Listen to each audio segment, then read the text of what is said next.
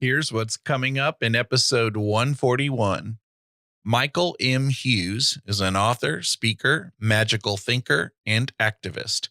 He is the creator of the internationally viral Spell to Bind Donald Trump and all those who abet him. He has since written a book entitled Magic for the Resistance: Rituals and Spells for Change. This episode will get political, and so it may not be for everyone. It's far from a typical episode for us, and so if you sit this one out, be assured that we'll be back to our usual nerdiness in episode 142. But if you decide to stick with me, I'll talk to you after the intro.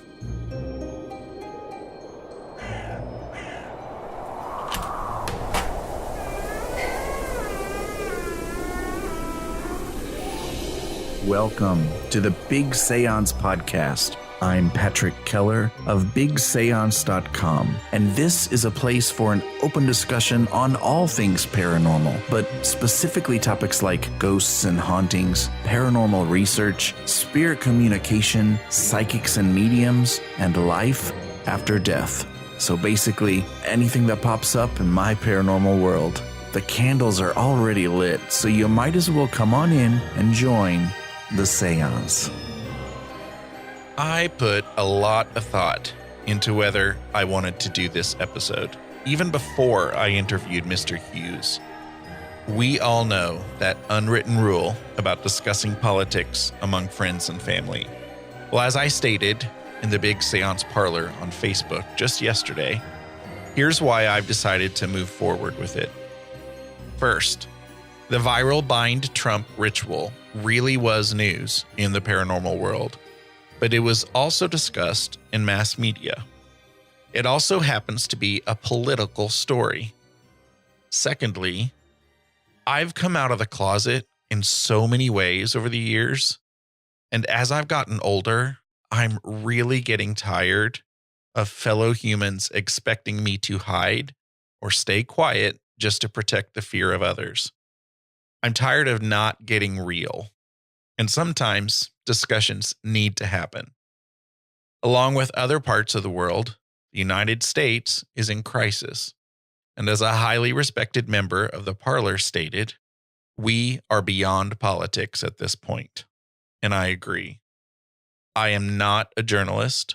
I don't want to be a journalist, so you're going to hear my political leanings, and for one episode, I hope that's okay. The Big Seance podcast is not turning political, however. We'll resume our normal nerdiness in the next episode. But for now, I feel like this is a great interview, and I really enjoyed the book. I do welcome your feedback for this episode, by the way. You're still with me, right? Here we go.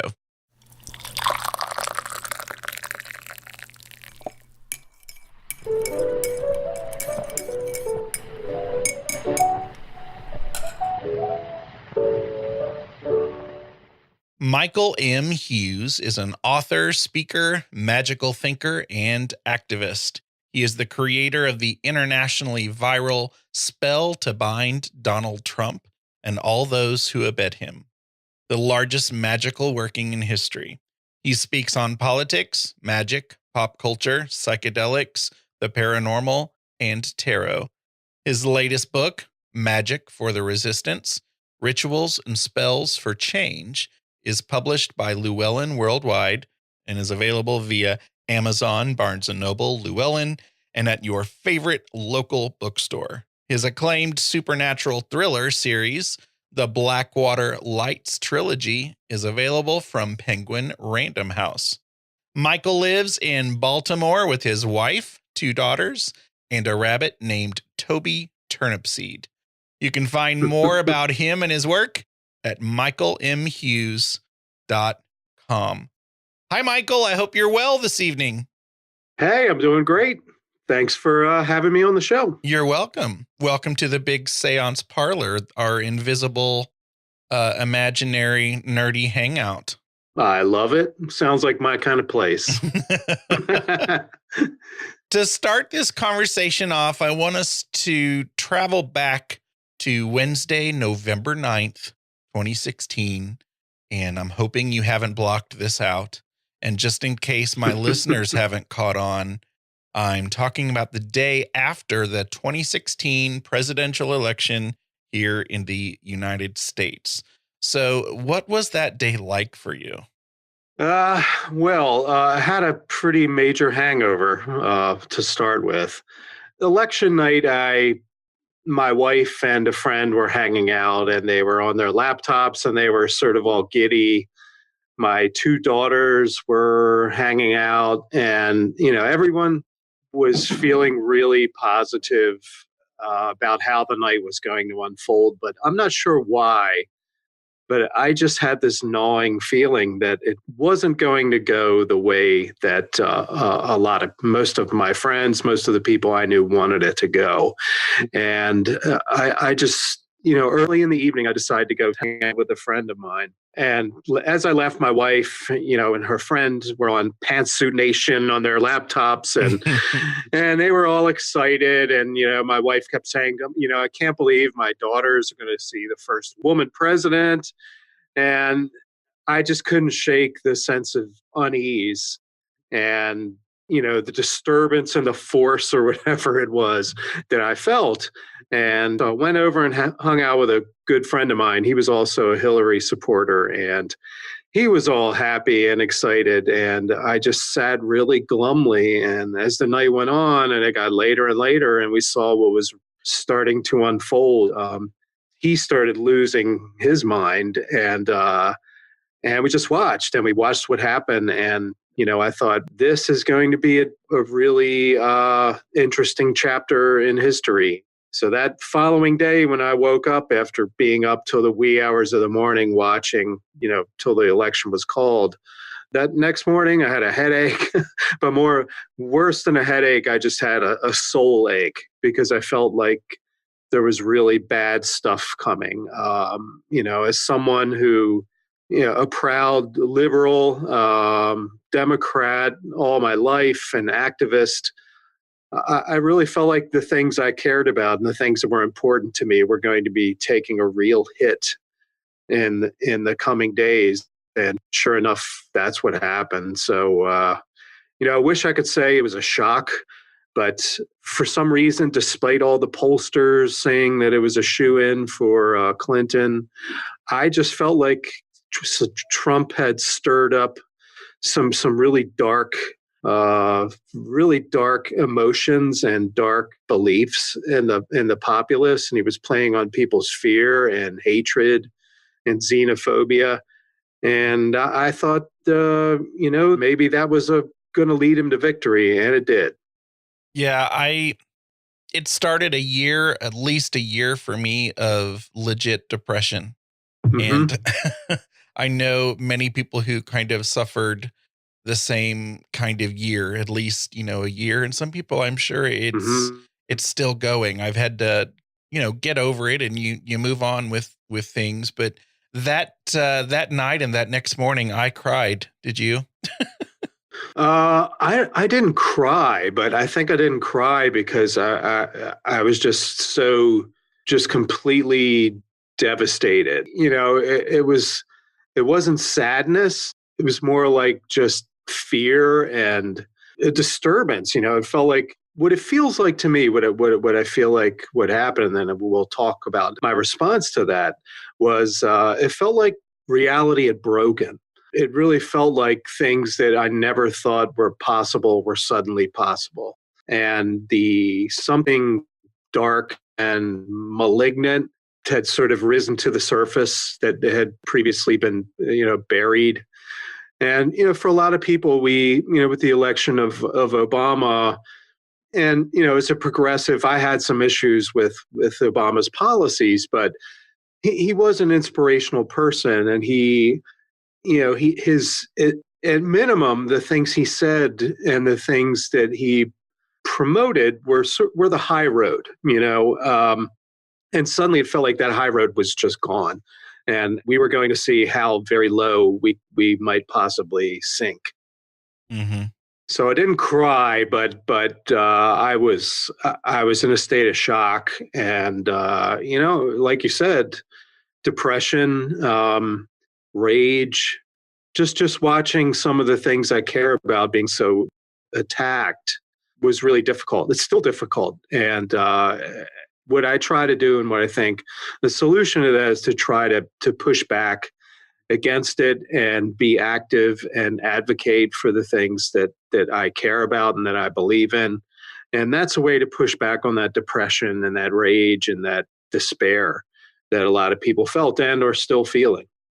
Now, because most of our conversation is going to deal with your life since the election and your book, I want to give you the opportunity to share with us who Michael M. Hughes was before all of this, before your life and journey changed. Sure. And it really was a drastic and powerful sort of change. A change, even though the circumstances were very terrible. What's come out of it, I think, has been positive in a lot of ways. But yeah, I've always been an activist. I've been politically active since I was a teenager. I went to the famous No Nukes rally in New York City with Jackson Browne and Bruce Springsteen and Crosby, Stills and Nash. And I'm shocked that my parents let me go because I was 15 and they let me get on a bus from Baltimore and go to New York City. Shut up! Really? That's brave of them. I know. And my girlfriend went too. I mean, her parents let her go. So, thanks, Mom and Dad, for letting me do that. And it was a real eye opener. It was the first time I had seen punk rockers. Like, wow, who are these people? This is kind of cool. But it was an interesting mix of hippies and just normal people, activists and punk rockers, and just a real hodgepodge of people, and all committed to nuclear disarmament and stopping the spread of nuclear power and things like that. So I was pretty radicalized as a teenager, which wasn't really kind of normal in my social circle. And so, I went to rallies against U.S. intervention in Central America, because this was in the 80s during the Reagan administration. And so I got pretty active at a young age. It's always been a part of my life. It hasn't dominated it. I'm a writer. I've written lots of stuff, fiction and nonfiction. But I've always felt like it's important to stand up for things that you believe in. It's important to advocate for progressive causes so that's just part of my makeup. It's who I am. Even as a young kid, I hated to see injustice. And that got me in trouble sometimes when I'd stand up to one of my teachers or something like that, because I thought something wasn't fair. It wasn't just. I also grew up, luckily, I went to an elementary school that was just so racially diverse. My teachers were all racially diverse. My best friend was a black kid that lived, that came in on a bus. And, I really thought that the world was like Sesame Street. I just thought that's the way the world was. So when I kind of got out in the real world a little bit, when I got a little bit older, it was really distressing to me to see that there was still so much racism and sexism and homophobia and stuff like that. So, I was lucky that I got that taste of that Sesame Street world when I was younger, and the belief that the world should be like that has continued to fuel me. And I am very passionate about making the world a better place. So it's just like it's in my DNA. That's just part of who I am. But as far as the magic goes, I grew up in the 70s, so that was an era of. I used to watch In Search Of with Leonard Nimoy, and the occult and magic and the paranormal were all just part of the popular culture at that point. And we see that happening again now. I think we're reaching another cycle like that. But as far as magic, I've always believed the world is a magical place, not really a mundane place where magic doesn't happen. I've always thought materialism and reductionism just really didn't make that much sense. And that if you look at the world as a magical place, then magical things can happen. And so I dabbled in Wicca when I was in my 20s, and found that that didn't really suit me. So I started studying magical systems. I practiced Golden Dawn style magic for a while, chaos magic in the 90s when that was kind of a big thing online. And then I just sort of started developing my own approach to magic. I've also read tarot cards since I was 11. Um, my first deck was the James Bond 007 tarot card deck. Yeah, I still have it too. It's like one of my most treasured things. That's awesome. It was made for the movie Live and Let Die, and Jane Seymour is like a witch, and she throws down some tarot cards, and I was instantly hooked. And, to some extent it was Jane Seymour herself, but also I was always fascinated by the cards. And so I've collected, I probably have over 100 different decks. I collect historical reproduction decks, and I teach tarot classes.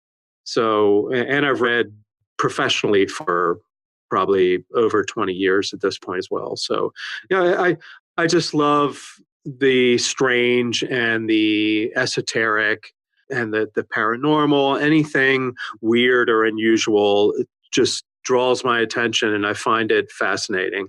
So I've done a lot of talks and lectures and writing on various subjects like that: UFOs, tarot, magic, etc. I loved getting a little glimpse into your childhood through a story you told in the book about a science fair project. Oh, yeah. That was cool. Yeah, that was, again, it was the 70s. So there was a lot of weird stuff going around. And one of them was pyramid power. And I'd always loved ancient Egypt and the pyramids and everything. So when I started hearing about pyramid power, I was intrigued. And strangely enough, in the town where I lived, we would be driving down the road with my parents sometimes, and there was a sign by the side of the road that said "Pyramids for Sale." And so I got one of my parents to, I think it was my dad, to take me out there one day. And some guy had a little shop set up in his garage, and he was selling pyramids, like wireframe pyramids, and some small ones you could put on your desktop, but even had ones that you could sit inside, or people used to meditate inside these larger pyramids. So I got a book on pyramid power, and it told you how to make your own pyramid. So I made one out of plexiglass, and I cut the sides out of it so air could get through and everything. So I had this little pyramid that was to the scale of the Great Pyramid in Egypt. And the idea was that you could put something inside the pyramid and it would be transformed. So I thought, well, I'm going to try this. So I took a piece of bacon, I'll never forget, a slice of raw bacon. I put it inside this pyramid, and I put it cut the piece of bacon in half, put the other half outside of it a few inches away on a plate or something. And then I just waited a few days. Piece of bacon outside the pyramid got covered in green mold and got really nasty. But the piece inside dried up, almost like a piece of jerky or something. So I thought, well, that's pretty amazing. So I tried a little container of milk. So I put a little container of milk inside the pyramid, covered it up with a piece of plastic, and put a little same size container outside a few inches away and covered that with plastic. And I again waited a few days. I think it might have been 5 or 6 days, and I opened the container under the pyramid, and it just had a neutral smell, and it had formed like a curd, like a yogurt sort of curd in the center of it. And I opened the container that was sitting outside the pyramid and gagged, almost vomited, because it was nasty, rotten. sour milk. And to this day, I have an aversion to cow's milk. Like I can't stomach the stuff thanks to that. But it was really amazing. I still can't explain how that happened. And I went and tried it with all sorts of things, like with a little plastic razor and plants, and the plants that I would put underneath the sprouts or whatever would grow taller than the ones outside. So it seems like things that were living grew better, but things that were dead or inert would sort of, shrivel up or mummify or whatever it was. So I did a science fair project on this, and I won my elementary school science fair, thanks to probably some kind of wacko teachers that, those Sesame Street hippie teachers that I had. And when I went to the state fair with this project about pyramid power, like they didn't know where to put me. They're like, well, is it physics? And they're like, well, no, is it chemistry? Is it biology? So I wound up just in this science fair ghetto that was not part of any of the, the little categories that they had established. And since that day, I've done pretty well in that weird little scientific ghetto, I think. So it was a good preview of the rest of my life and this some of the weird stuff that I like to dabble in. And from my reading, it sounds like your parents were cautiously supportive of your weirdness. Yeah, I gotta hand it to them. Like, my father was a really strict Catholic, but he also did transcendental meditation, and he would read books about UFOs and ghosts and things like that. And I would, as soon as he put the book down, I'd grab it and read it. So he was really open to that sort of thing. And my mom, not as much, but she was always just very tolerant, and she was happy that I was reading books. So, some kids were sitting in front of the TV for, 6, 7, 8 hours. I was always reading books. And I think she thought, well, at least he might be reading all this weird, wacky stuff, but at least he's reading something. So yeah, it was nice to have the permission to sort of explore that kind of strange stuff. And some of my relatives, I'll never forget, would say, he's going to get warped letting him read that stuff. And they were right. I did turn out warped, but I think I'm warped in a nice way. So not a bad way. I'm not, I wasn't pulling the wings off flies and torturing cats or anything like that. I was just building pyramids and playing with Ouija boards and stalking around in graveyards and that sort of thing. Oh, I love it. So, coming back to more recent events, what exactly inspired you to create this blind Trump spell that led to the movement that surely anyone listening to this, heard about? Yeah, well, again, that we can go back to that day after the election and my hungover state, and just the complete despair. As the weeks went on after that, one of the first major things that happened was the Muslim ban. And it was just one outrageous thing after another coming down the pike from this president and his people. And the people he was gathering around him were just appalling. Putting people in charge of the environment who were coal lobbyists and things like that. And it just seemed like it was just getting worse and worse and worse every day. So that same friend that I had sat with that night, election night, I was over with him a few weeks after the election, and we're hanging and we're trying to think of what we were going to do. Like, what are we going to do? Are we going to organize something in Baltimore? Maybe have some kind of party and donate to the ACLU or Planned Parenthood or something like that. And we were just tossing ideas around. But for me, it felt like the reality had broken. Things had become so surreal and bizarre since the election of Trump. It was like the world had just flipped upside down. The right thing to do before was now just being horribly, trodden on. And so I thought, you know what, in order to do something that's going to be effective, that's going to get attention, that's going to break through the sort of numbness that people were experiencing, it had to be equally as surreal as what was happening. It had to come out somewhere way out of left field, because people march, the Women's March was happening, and the March on Science, I think, March for Science was being planned and things like that. But I felt like people don't pay much attention to marches. They feel good and they're important, and they show that people are organized and motivated. So they are an important thing. But I felt like for the average person sitting out there in America with their TV news on or whatever, a march isn't going to make much of a dent in their consciousness. So I thought it has to be something that no one is expecting, that's just really bizarre, and that is going to just capture people's attention. And being a person who did and does magic, has a magical practice, I said to my friend, I said, what about a spell? Like, what if we can get like a mass of people doing a spell against Donald Trump? And he just started laughing, and he said, that is the dumbest thing you've ever come up with. And I thought, well, yeah, maybe you're right. So I dropped it and started thinking about some other things. But I went home that night and I couldn't stop thinking about it. And I thought, well, what the hell? I'll try it, and I'll write it and I'll post it online, and maybe 20 or 30 people will find it interesting. And, I'll just try it and see what happens. And I really didn't expect much to happen, honestly. So I wrote this ritual and I based it on, things from different traditions. And then I sent it around to a few people I knew and said, what do you think of this?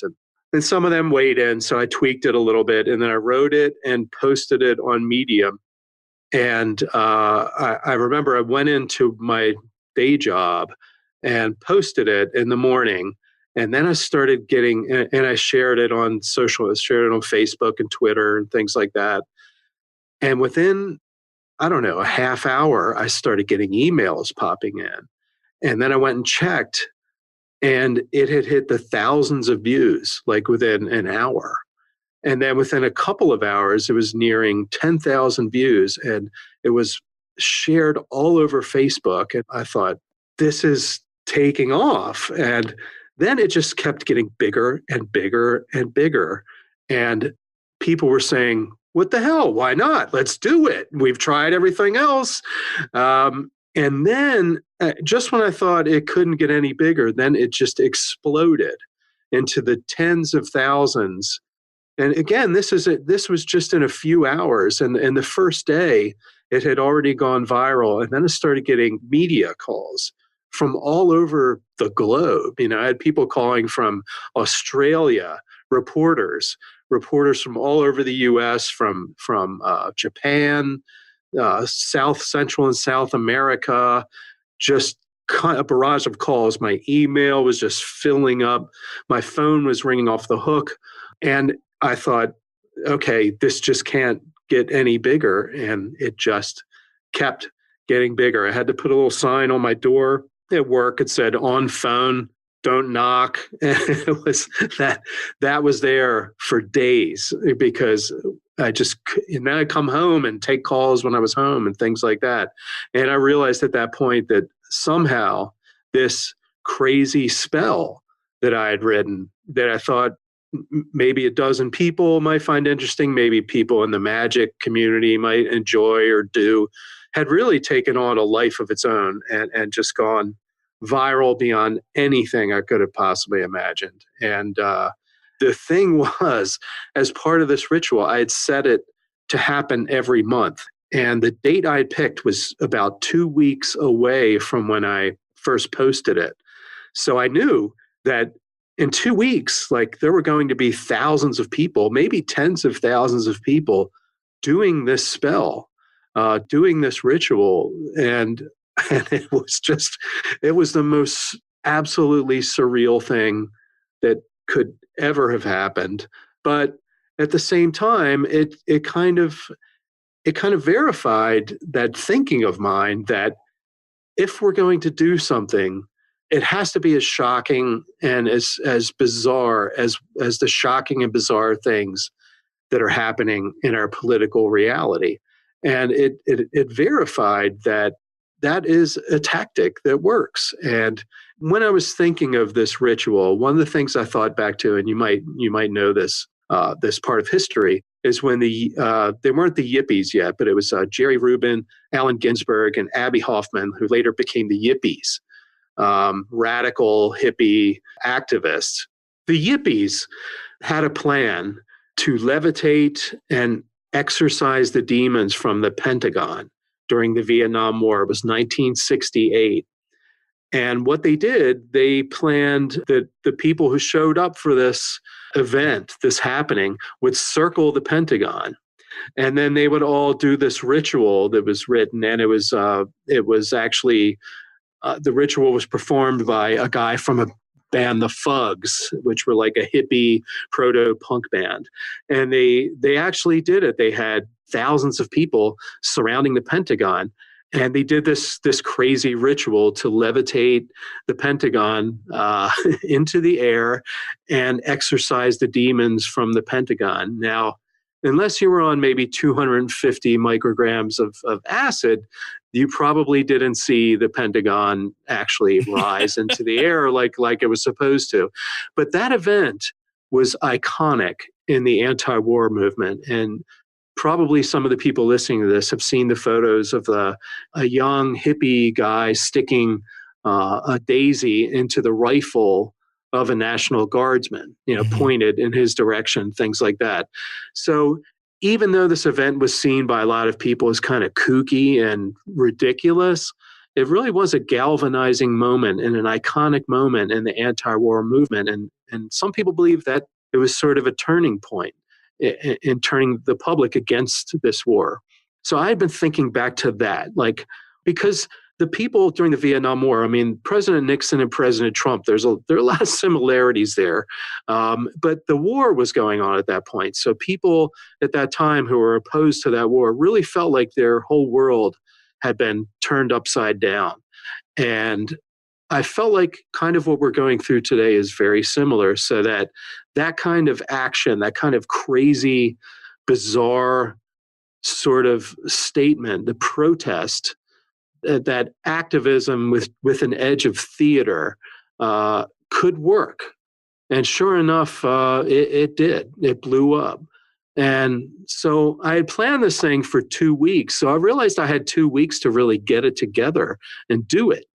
And as it got closer to the date of the first binding spell, all of these TV stations, CNN was calling, Fox was calling, all the major networks, and they're like, we want to film this ritual. Do you get a publicist or something at this point? No. I was too shocked and stunned. I was doing it all myself, and I eventually did talk to some publicists, and they gave me some good advice and things like that. But this was all happening so fast. So all of these TV crews wanted to film it, and I was going to do the ritual with some friends of mine, but I didn't want Fox News cameras hanging over my shoulder.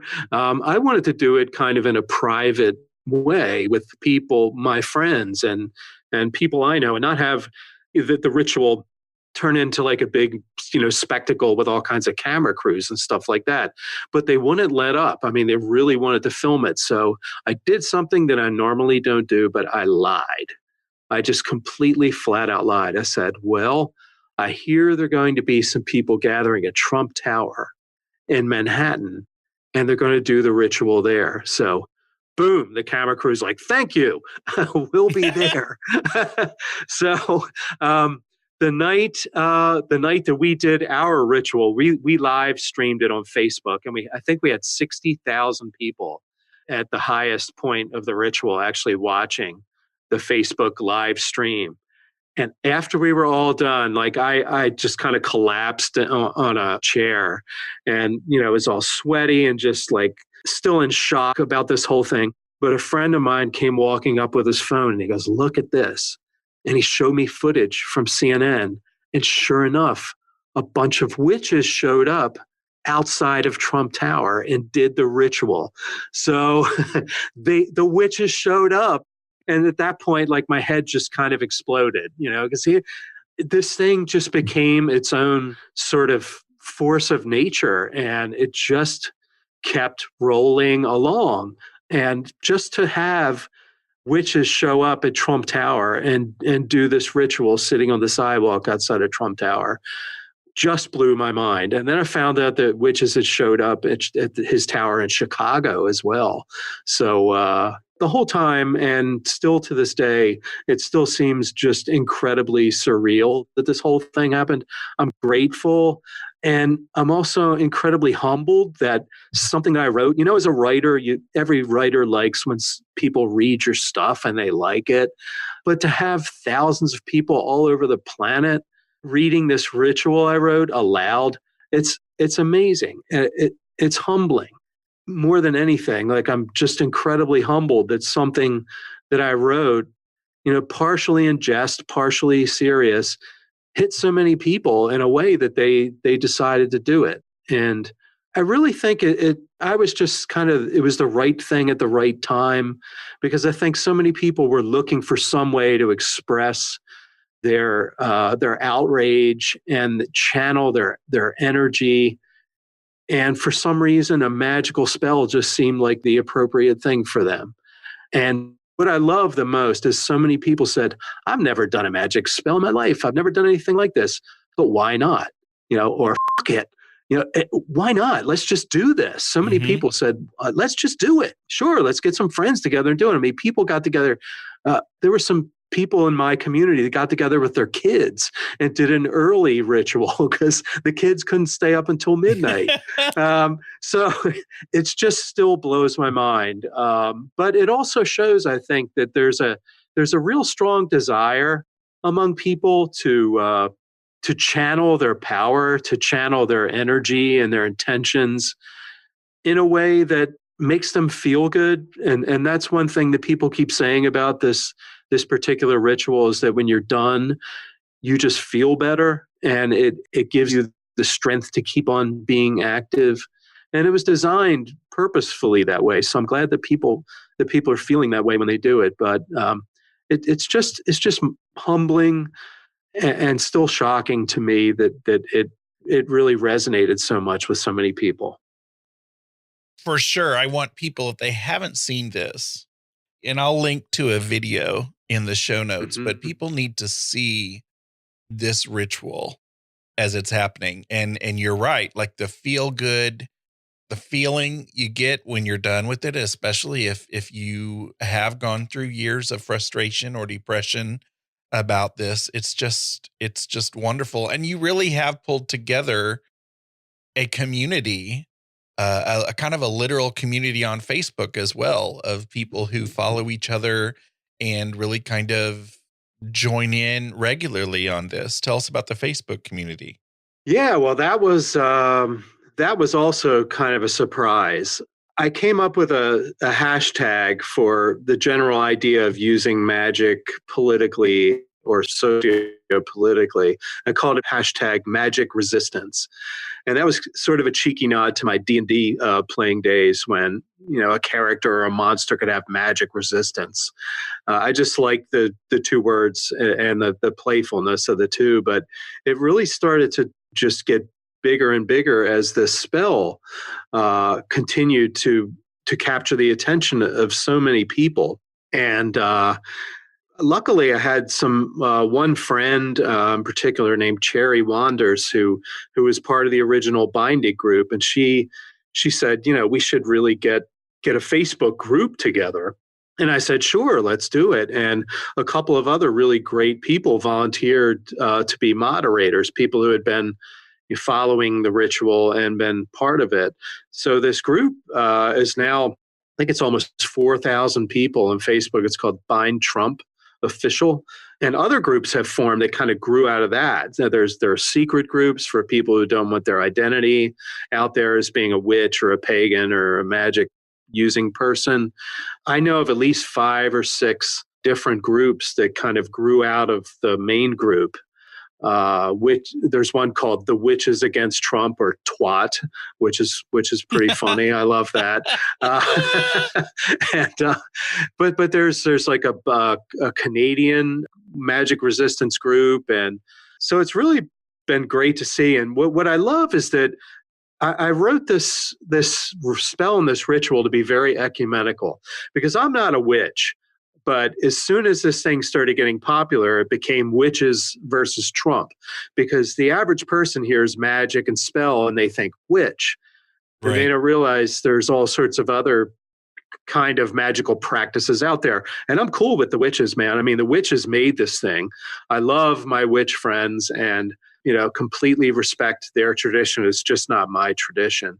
But I wrote the ritual to be ecumenical, and we had Christians doing it, Buddhists, Hindus, Jews, atheists, agnostics, people from all across the spiritual spectrum.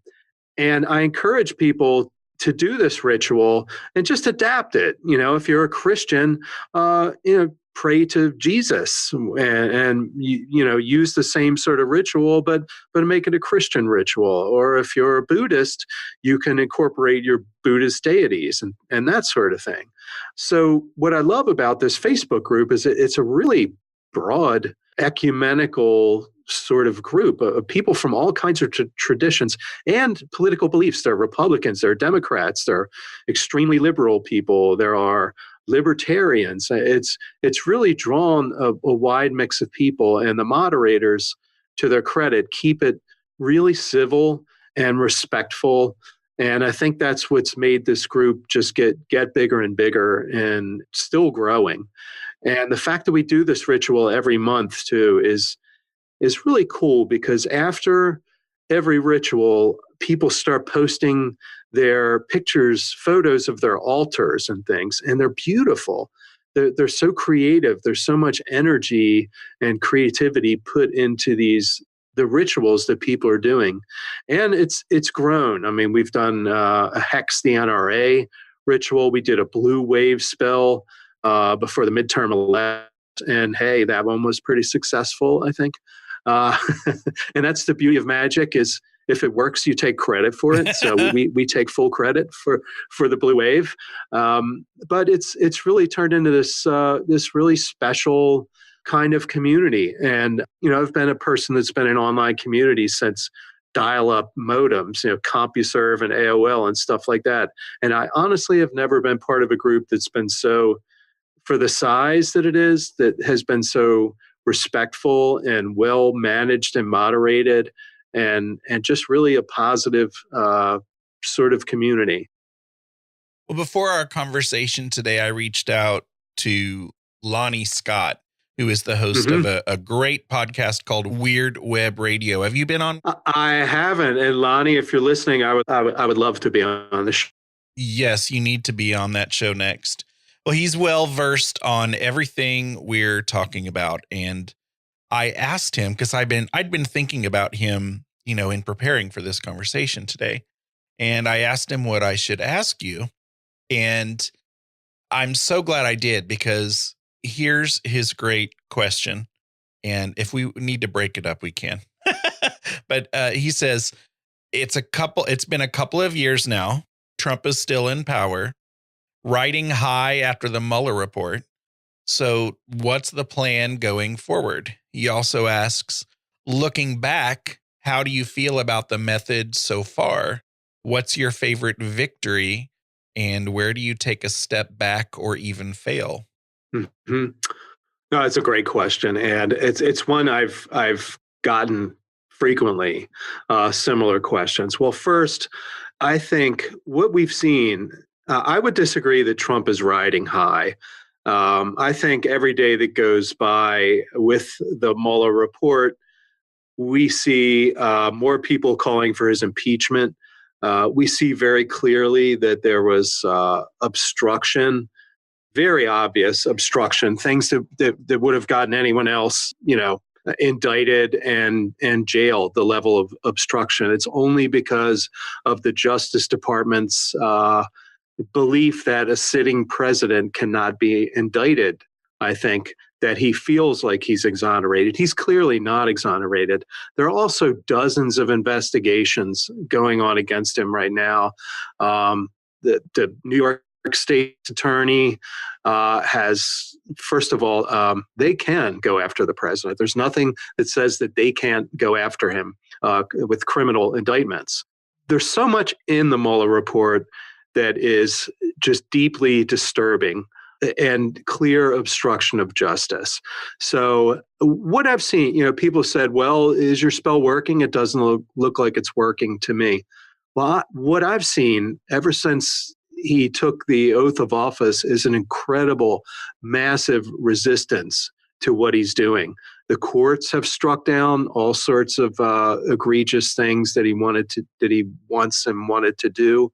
The courts have been a wonderful ally in this, and one of the most effective sort of checks on his behavior and his policies. So yeah, he might think he's exonerated from the Mueller report. He's not exonerated from the Mueller report at all. There's an incredible resistance in this country. His approval rating is, I think, 37% or something like that. So the vast majority of the public does not approve of what he's doing. There's incredible resistance in the House of Representatives, pushing back hard, doing oversight. And the unfortunate thing is that Trump is a master of the authoritarian playbook. And what authoritarian governments like to do, as we've seen throughout history, is just break people down by just a constant assault. And that's what he's very good at. He's good at manipulating the subject, manipulating the conversation by his tweets and things like that, and just making people feel like it's just a fire hose of assaults on the things that people like me care about. So sometimes it feels like he's in control and he's winning. But when you really look at it, there is a massive resistance to him, his policies, and what he's doing. There are so many investigations still in the works, some which Mueller could not write about because they're ongoing.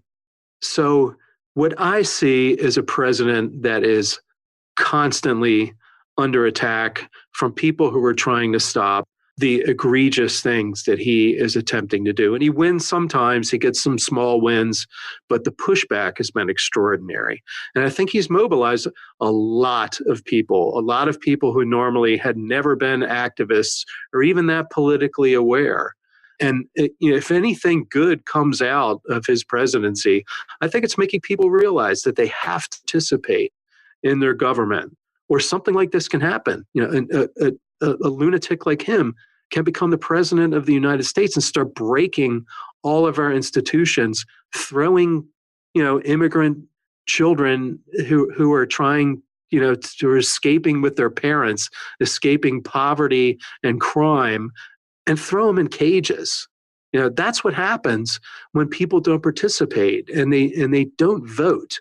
I know a hell of a lot more congressmen and women than I did even years ago as an activist. And I think a lot of average people who were never really that politically active could say the same thing. So I think he's awakened a real powerful force in this country, people that are real patriots and really care about the ideals that our country was built upon. So I don't think he's winning. I don't think he's cruising along and winning. I think every step that he takes, he faces extraordinary resistance. And this ritual was designed to be done until he is driven from office. I still think it's very possible he could be driven from office before his second term. I think it's quite possible that when Congress, when the House Democrats continue to do their job, which is oversight of this president, and to call him to task, I think we might see some real bad stuff come out, even worse than what already has come out in the public record and in the recently released Mueller report. So I wouldn't do anything differently.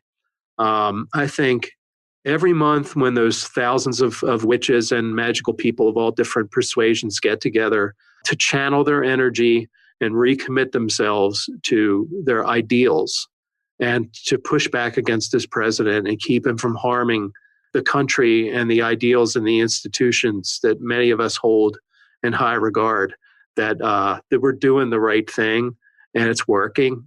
And I think it's just going to continue to work. And I fully believe that it's going to be one of the biggest parties in the U.S. history when we finally get him out of office. I know I'm going to party like crazy. Oh, God, yes. So one of the reasons why I think maybe people have a hard time not seeing it as Trump winning right now, or don't see the possible results of this Bind Trump movement, is that people are tired of fighting after so long, and they feel like it's taking forever. And, this Mueller report did kind of come out as a wah. And so, how do you keep people energized to keep the movement going? Yeah, that's true. I mean, people do feel burned out. I certainly feel burned out. And again, that's part of the authoritarian playbook, is to make people feel so beaten down that they just give up. And it's critical that that does not happen. I understand that too. It's easy to want to just say, I can't pay attention to this anymore. Like, I have a job and a family, and I'd rather watch Game of Thrones, than sit around and think about what this man is doing in our country. I understand that. And it's easy to burn out. It's easy to burn out if you're a caring person, you're an empathetic person, and you're deeply moved by, the idea that there are children ripped away from their parents, put in cages, and then lost, and some of them being sexually abused, and the government has no idea what happened to these kids. I mean, that's enough to rip your heart out if you're a caring person. So it is hard, but that's why I think rituals are so important, because I do feel that burnout. I feel that stress. I feel broken down. I feel like it's easier to give up than to keep pushing back sometimes against this fire hose of horror that's coming from Washington, D.C. But then I do this ritual, no matter how burned out I am, how tired I am. It's 11:59 at night. I'd much rather be in bed at that point, but I stay up. I do this ritual, and suddenly it all clicks again. I'm energized. There's something really beautifully symbolic about burning a picture of this man and watching it turn to ash. And again, the ritual it's not just the idea is not just to bind him and the people around him from doing bad things. It's a pledge. It's a pledge to justice and liberty and equality and these important things that this country is based on. So it's an affirmation that we still believe in that stuff. And it really is powerful. And I'll encourage people listening to this that even if you don't believe in magic or witchcraft or spells or anything like that, just try it. Just do it. Even just say the words aloud to yourself, even if you don't go through the whole process with the candle and things like that. And another part of the ritual at the very end, while the picture of Trump, it's funny. I wrote in the original spell, one of the ingredients is an unflattering photo of Trump. And someone said, well, how do you find a flattering photo of him, even if you wanted to? So, but as you're burning this photo, this picture of him, you say 3 times, "You're fired, you're fired, you're fired." And then you laugh at the end of the spell. You laugh at him because there's nothing narcissists hate more than being laughed at. So this picture's burning and you're saying you're fired, and then you're laughing at the end. And it's just this beautiful catharsis. And every time I do it, no matter how burned out I am and how beaten down I am by the political reality, I feel better. And everyone says that. That's the beauty of it. So, for the longest time, people have associated politics and religion. When you say politics and religion, people think of the radical right because they've kind of hijacked politics, the really hardcore evangelical community and things like that. But I think there's equal spiritual strength on the left side of the political spectrum, or in the center left of the political spectrum. And I think what this ritual has kind of exposed is there are a lot of people out there who have really strong, powerful spiritual beliefs, but they're aligned with things that are what I associate with Christianity. I mean, it was brought up Catholic, and to me, I read the stories of Jesus, and it was about taking care of the poor people and the sick people, and just helping others out, and love and decency. And when I see the hardcore Christian right, the Trump Christians, like, I can't imagine Jesus would even recognize those people. So what this ritual has shown me, and I think probably shown a lot of people, is there's a really strong spiritual power on the left end of the spectrum, just as strong as it is on the right, but we've just haven't been as loud. And this ritual has given people the confidence and brought people together so that they can stand up for those things, those very essential values of our society, and they can do it in a ritualistic way that really makes them feel part of a community and re-energizes them every month to keep doing the work. And that's the thing. A lot of people say, well, isn't this just slacktivism? I mean, you think why aren't you out there marching and sending email? And like, well, we're doing that. We're all doing that. This is like a way to spiritually put our energies out there and reaffirm what we believe in, and channel our energy in a way that energizes us. And hopefully, I kind of believe that when a large mass of people put their minds together and their mental energy together, that it really can change things. So, we just keep doing it. And no matter how burned out we get on those waning crescent moon nights at the minute before midnight, when I've got my candles set up and all my stuff set out before me on an altar, and I do this, it changes everything again. And I think that's the real power of it. If it isn't channeling all this magical energy that gets him out of office, at the very least, it's working individually for all of us to keep us committed to our activism. I think I really need to get into this. And I mean, I've read about the ritual and have heard about it. I've not joined in yet, but as a gay man, all you have to do is say candle to me, and I'm like, what, where's it at? Yeah. Well, I tell you, some of the real major forces in the witch community I know are gay men, and they've been some of the biggest supporters of this ritual and this movement that's coalesced around this. And I think it's because, gay people have really felt the brunt of Trumpism and this, the resurgence of kind of hate-fueled rhetoric. And, with a vice president like Mike Pence, who is, just a, virulent homophobe of the worst kind. The gay community, the LGBTQ community has been very energized.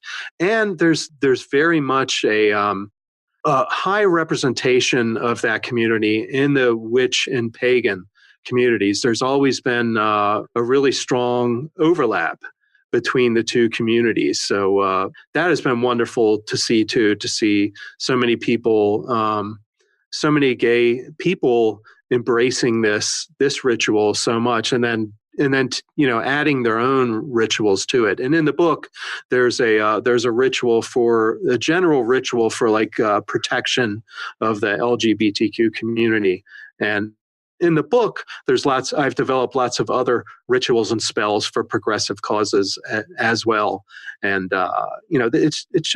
it's amazing to see the creativity in the community and the way people have taken this in their own direction as well, and embrace the idea of spiritual activism and magical activism.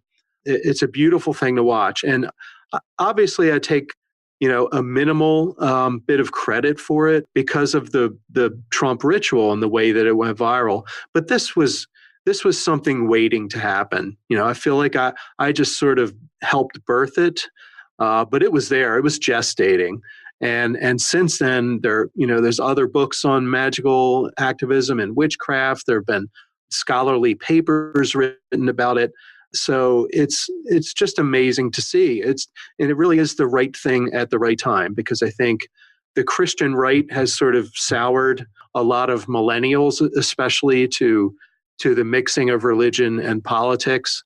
But a lot of these millennials, they might be turned off to conventional religion because of the dogmatism and some of the misogyny and the homophobia in some traditional religions. But alternative religions offer a real fresh approach to spirituality and a very much a more personally empowering form of spirituality. So I think a lot of younger people are really drawn to magical traditions and alternative traditions like, witchcraft, Wicca, things like paganism, things like that, because they embrace everyone.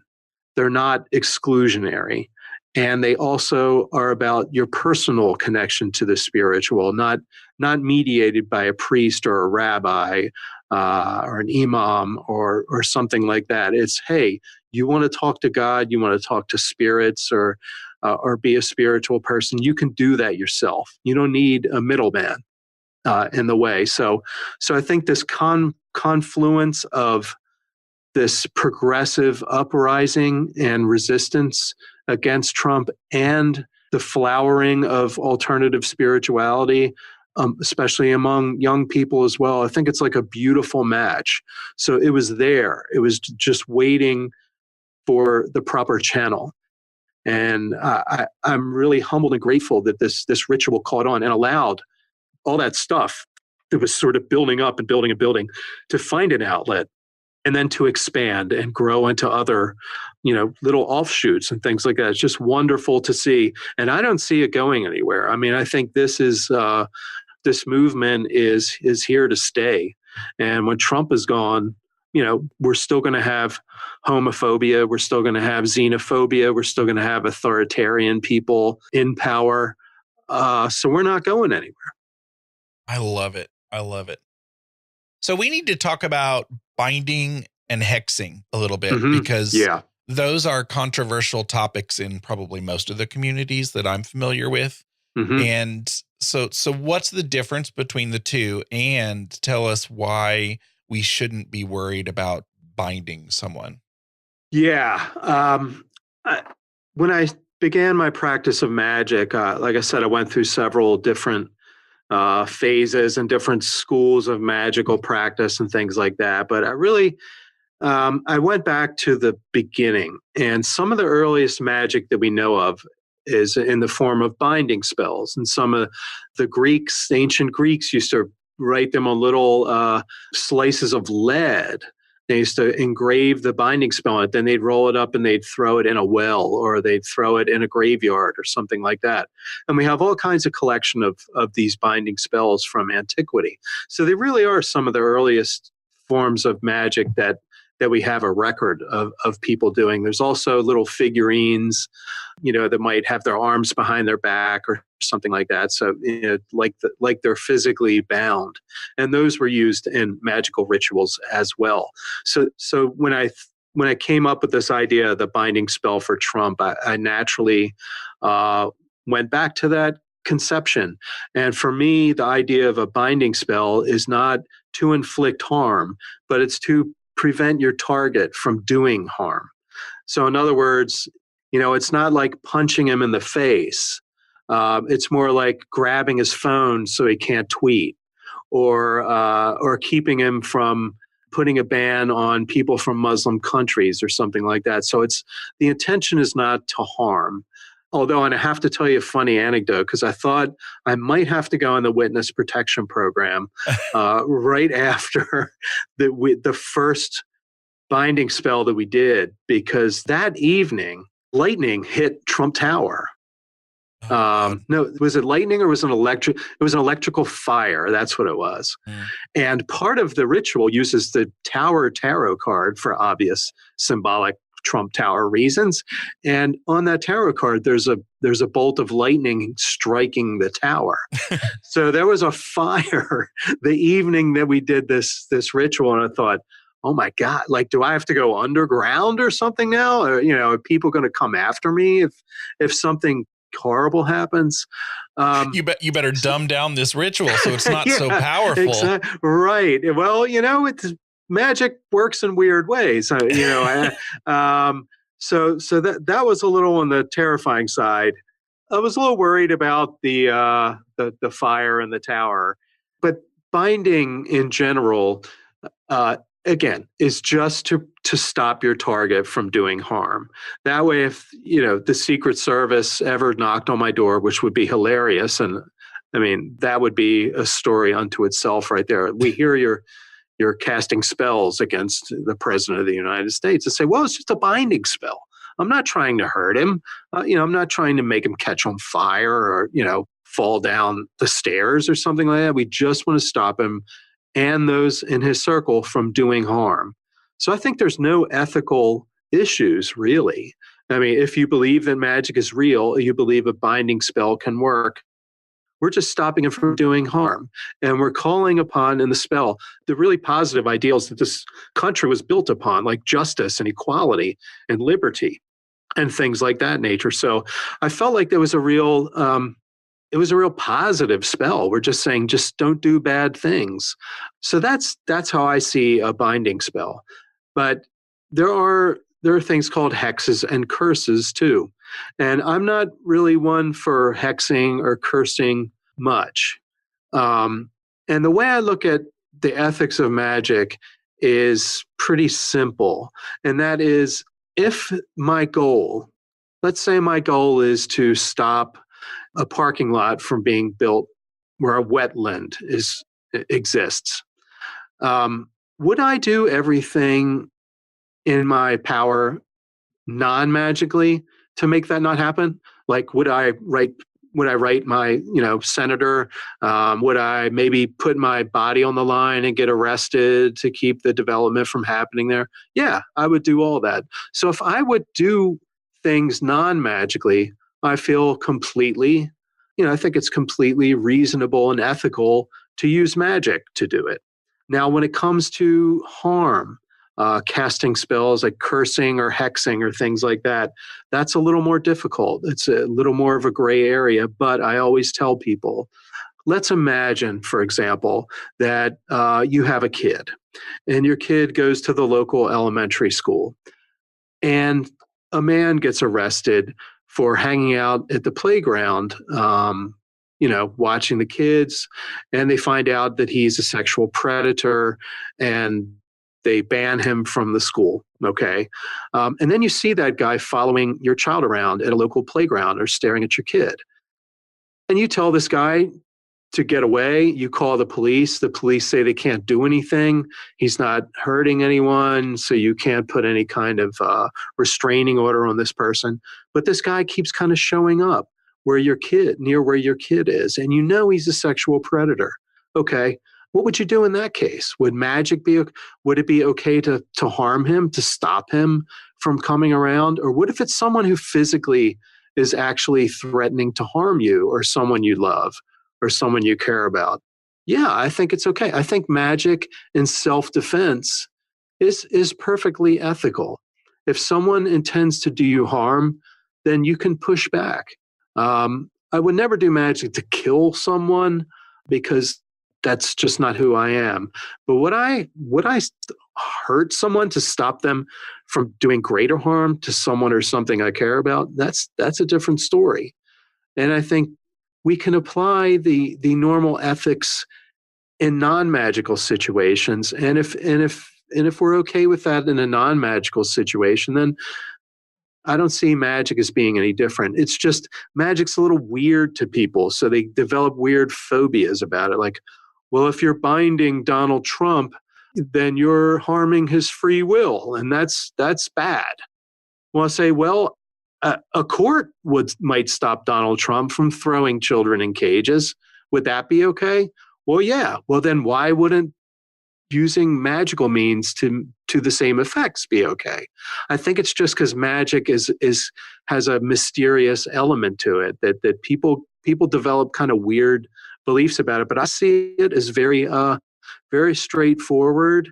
That hey, if you would do something non-magically, then you can do this. You can use magic for the same purpose. That's the way I see it. Thank you for explaining that.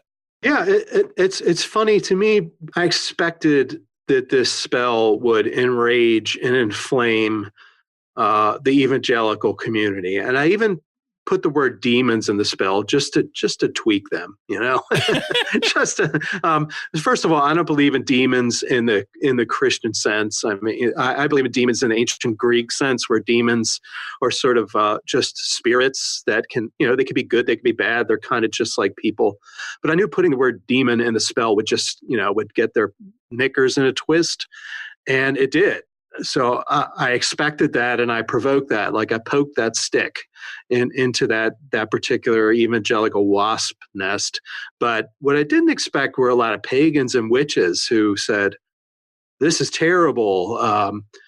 Binding spell is evil, and the Wiccan law of 3 says anything that you do will come back to you 3 times." And I honestly was a little shocked at some of the vehemence and the backlash from the magical community. But, whatever, man. First of all, I'm not a witch and I'm not a Wiccan. And that threefold law of Wicca, that law of return or whatever you want to call it, it's not like it's some ancient principle that was passed through generations of witches. It was invented by Gerald Gardner in a novel in the 1940s. So it's okay if you believe that. And it's okay if you want to just do positive healing magic and you're a light worker person and you don't want to do anything that can be seen as restricting someone else.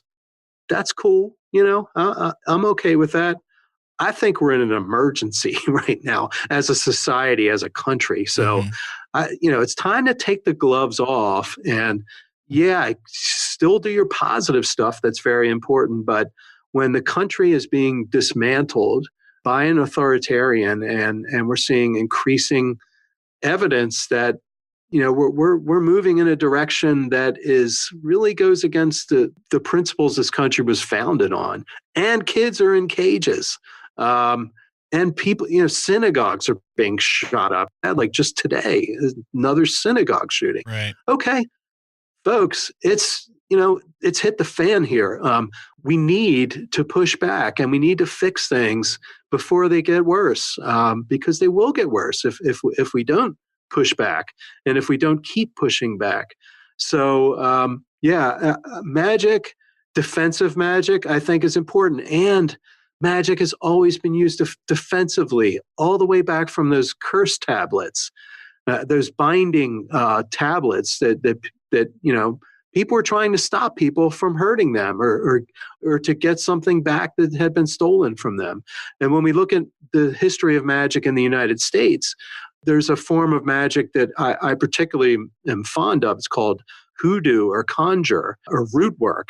And that grew out of enslaved Africans who were brought here from Africa and taken away from their gods and their the plants they used for healing and the stones they used for magic, but they kept their traditions.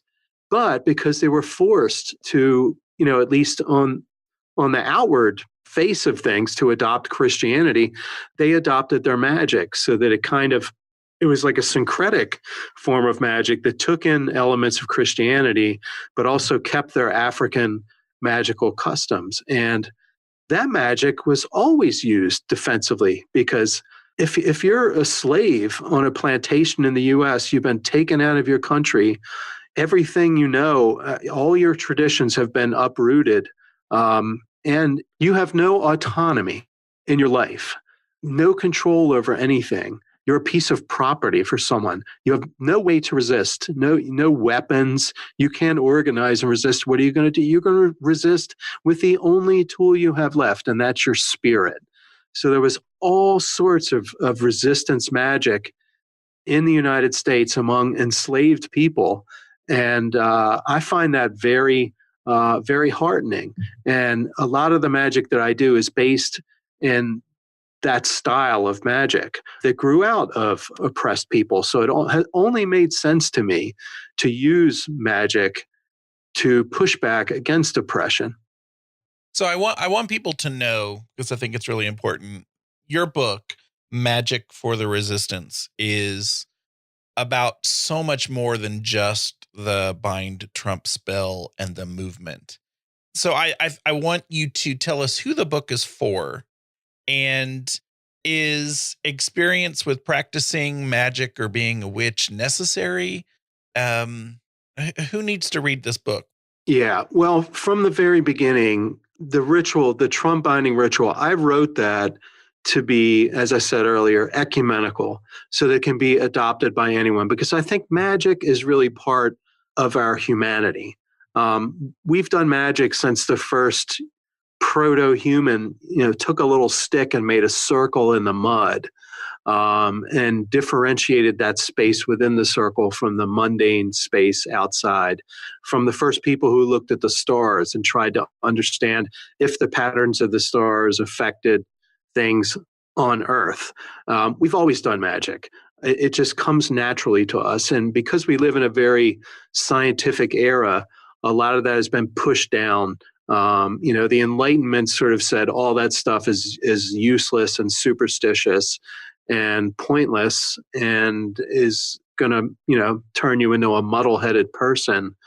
And science is the only way to understand the world. Well, we're starting to understand that that's not true. That science is a great tool for understanding the physical world around us, but understanding our inner world and our spiritual reality, we need other tools for that.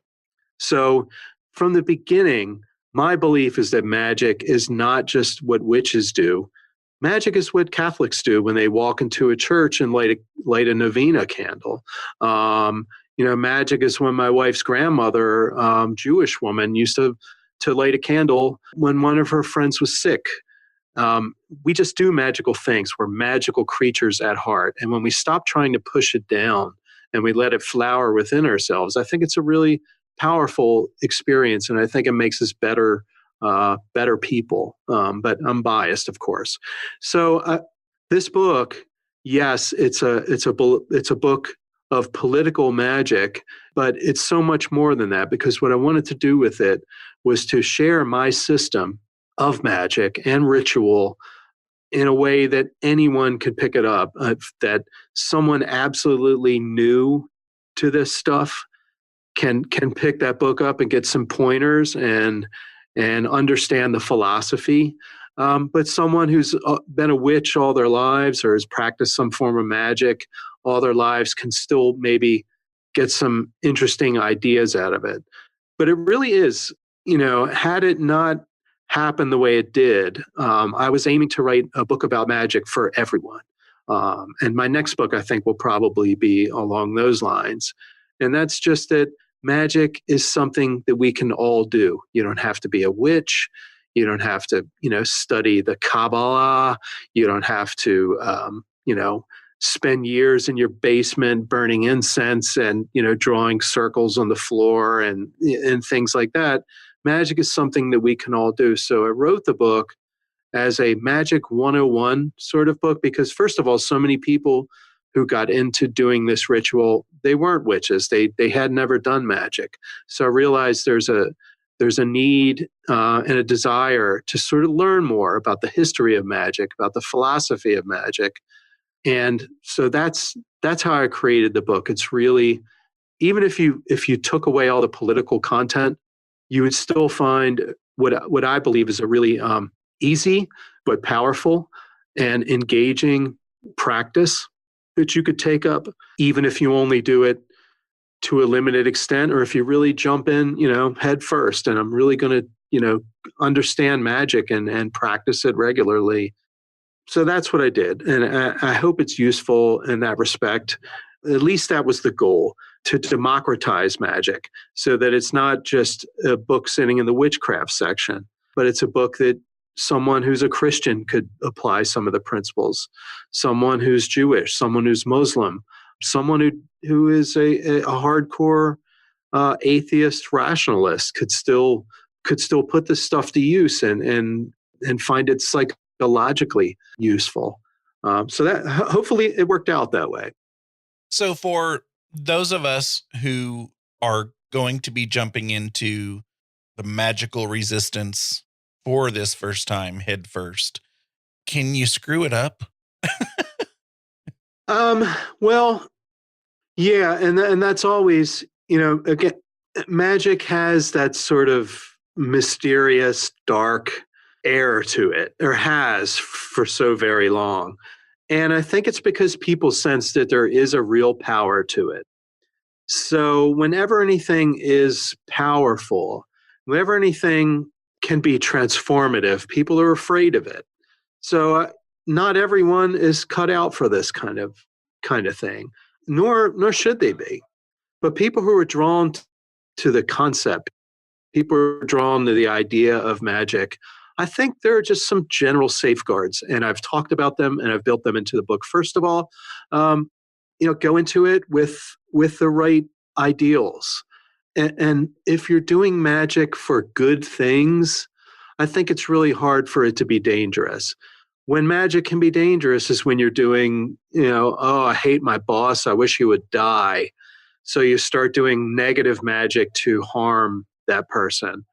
Or when you try to, another sort of magic I've never been fond of is love magic of the type when, oh, I really want this person in my life, but they don't care much for me, so I'm going to do magic to draw them into my life. Well, first of all, I think that's usually not very effective. But even if it were to be effective, what are you trying, wouldn't it be better to try to make yourself more appealing to that person than try to warp their desires in your direction? So selfish sort of magic is very popular. It's one of the reasons a lot of people are drawn to magic, but I think those are the wrong sort of people and the wrong sort of reasons. And that's why I think the magic in this book is not, there's no chance that you're going to somehow screw up or harm yourself, because you're trying to do positive things for the general good, not just sort of selfish things for yourself. And if your magic is based on those ideals, there's sort of positive ideals, and you're trying to better people and better your community and better your country, then I don't think there's much to be concerned about. If you want to get into darker magic, be my guest. But I've seen people screw their lives up going that path. I really don't think, and just like in real life, I mean, if you're going around in real life just trying to better yourself, and you're a narcissist, and you're just a generally unsavory sort of person, you might become president, sure. But for the most part, when you're an unpleasant, selfish, greedy person trying to bend power to yourself, I tend to think that turns a lot of people off. So even in a practical sense, that kind of goal in life, just to dominate and to win at all costs, that tends to destroy people's lives. So it's the same with magic. I think if you're in magic just for personal power, that has a lot of potential pitfalls. If you're doing magic for nobler goals, for the betterment of other people as well as yourself, I think you don't have to worry too much about that. Michael, it has been such an honor to talk to you. And this has been an interview and an episode like the Big Seance podcast has never seen before. So thanks for shaking it up a little bit for us. I want to give you the opportunity to give us any final thoughts you have. And then when's the next Bind Trump ritual? What's the date for that one? Well, the next binding is May 1st. So it's coming up really soon, just a few days away. And we do the ritual we started at a minute before midnight on May 1st. It's also May Day. It's also Beltane. It's a pagan holiday. So the pagans and the witches, it's an extra special binding for them. The energy of that holiday, they channel into the ritual. So I encourage everyone, you can find the ritual online. Join us. Make sure you get all the ingredients together, including the stubby orange candle, one of my favorite components of the spell for obvious reasons. And it's really simple. Even if you don't have the components, you could still read it aloud at the same time with us. But try to get all the pieces together, because I think it really comes together very well when you do it that way. and join the Bind Trump Facebook group. As I said, it's an amazing group. It's superbly run by some fantastic moderators. And it's also great if people want to learn more about magic or share their magic with other people of different traditions and things like that. I encourage, just try it. I mean, even if you think it's silly, it does have an element of silliness. It was created to have an element of silliness, but that doesn't mean it's not serious at the same time. It's very serious. It's a very powerful, transformative sort of experience. And I think you'll agree if you do it with intention that you will feel changed when it's done. And for those who want to get a little deeper into the magic resistance aspects, the larger idea of magic resistance, I recommend picking up my book. Pick it up at your local New Age, occult, witch store if you have one, because always support those stores. If you don't, they will not exist anymore. So do that first before you just go out and order it through that unnamed mega company online. And let me know what you think. I mean, join our community on Facebook and share what you think of this or your ideas, because we've already expanded our scope and we're not going anywhere. You know, we're in this for the long run. This is a movement that has just really started, and it's bigger than Donald Trump. Donald Trump will be gone, hopefully in leg chains, but the walls that he will have around him will be 4 walls, and one will have bars. But so that Donald Trump will be gone, but there will always be people like Donald Trump in power and trying to get into power. There will always be homophobia, xenophobia, anti-Semitic attacks, like unfortunately we just saw again today in the United States. Hate is rising. And it's not just the United States. It's all over the world. We're seeing a resurgence in authoritarian governments and authoritarian leaders and movements among people. There's a big push out there, very regressive, anti-evolutionary push. And we as people who care about other people and our societies and want to make things better and more open and more egalitarian and more compassionate, we need to work with every aspect of ourselves. We have to do the hard work of making phone calls, sending emails, marching, being activists in all those ways. But we need to bring our spirit to this battle, because this, especially with what we see with what's happening to our climate, I really feel like this generation, especially the young people of this generation, it's really kind of the final exam in a lot of ways for our species. We have to get it right. And we have to get it right in ways that change people on a spiritual level. It's not just getting them to vote for a particular party or kind of simple things like that. It has to be a really transformative spiritual change for our society if we're going to survive as a species. And we need to bring our spiritual power to this, as well as just the other stuff that we have to do, voting and being advocates and helping oppressed communities and people that are really feeling a lot of pain right now. So we have a lot of work to do, and I'm hoping that the magic resistance continues to grow and get stronger and really help people bring their full selves to the really important battles that we have ahead. And again, the website, if you want to find more out about Michael and the ritual and magic for the resistance, is michaelmhughes.com. You rock, Michael. Thank you. This has been a fantastic conversation, and really grateful to have this opportunity to talk to a great host like yourself and all the wonderful people listening to this. So truly appreciate the opportunity.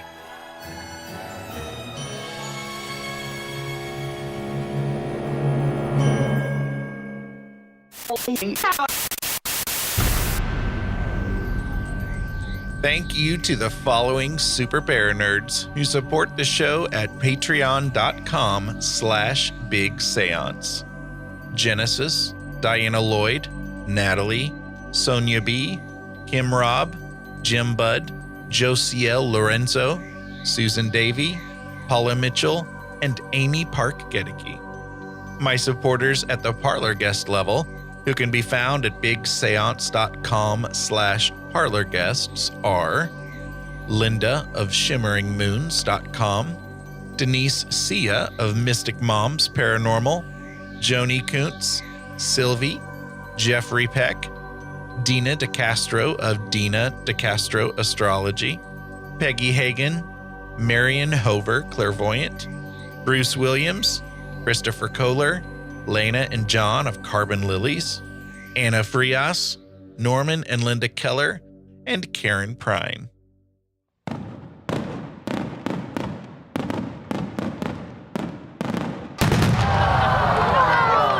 That sound you just heard was the above and beyond there's not even a category for your level of support fireworks display.